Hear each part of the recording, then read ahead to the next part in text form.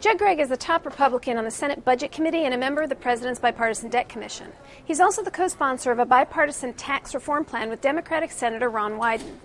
Gregg has often said the U.S. debt problem is a spending problem, and he told CNN Money last spring that he doesn't believe tax reform should be aimed at reducing the deficit. So I asked him if he could still get on board with the tax reform recommendations made by the two co-chairmen of the President's Commission, since those recommendations would in fact raise far more revenue than the current system.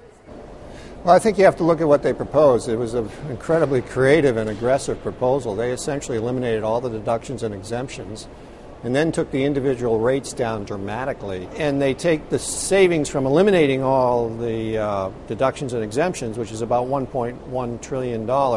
They take $1 trillion of that and they use it to reduce the rates. And $100 billion they use to reduce the deficit. My view is that those are fairly arbitrary scoring numbers. I like the reform idea. I think it's a good idea, and I do believe if we fundamentally rewrite our tax laws, we're going to generate a lot and make them fairer and have them designed so they incentivize capital formation, that we're going to get a lot more revenue. Do you think the rest of your commission members will get on board with that kind of tax reform, if it's only $100 billion to reduce the deficit? Hard to say. I think there's a real sentiment on the Commission to do major tax reform. I think there's also some resistance to doing it in a Commission atmosphere, especially from maybe the chairman of the two tax writing committees, who are also on the Commission, by the way. But as a very practical matter, it certainly opened the debate in an aggressive and I think very constructive way.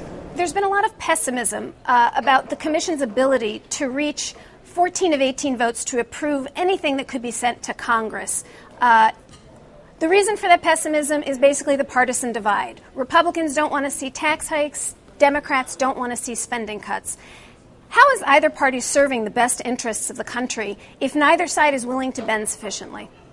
Let's face up to this. Everything has to be on the table. Our deficit and debt problem is so acute that we simply are going to have to think outside the box as parties and as a government to try to get it under control. Now, the primary driver of our deficit and debt, if you look at the numbers, is spending. And so my opinion is that the largest amount, by far, of the efforts to reduce the deficit and the debt should come by slowing the spending or stopping the spending. But there's going to have to be a revenue component. How you get that revenue component is the issue. For example, if you do a fundamental rewrite of the tax laws, such as is proposed by the chairman of the commission or proposed by myself and Ron Wyden, where you dramatically reduce tax rates, I think you create a huge amount of new revenue. You're not doing it by raising tax rates, you're doing it actually by reducing tax rates, but by creating a much better atmosphere for investment and for compliance. So there are ways to do this, to get more revenues that are not in the traditional sense of just raising taxes on people.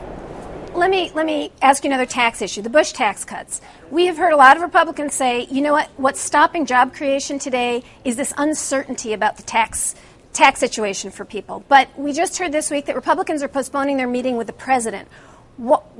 How is that? We don't have very much time in the lame duck session to deal with this issue that's going to affect everyone's wallets come January 1.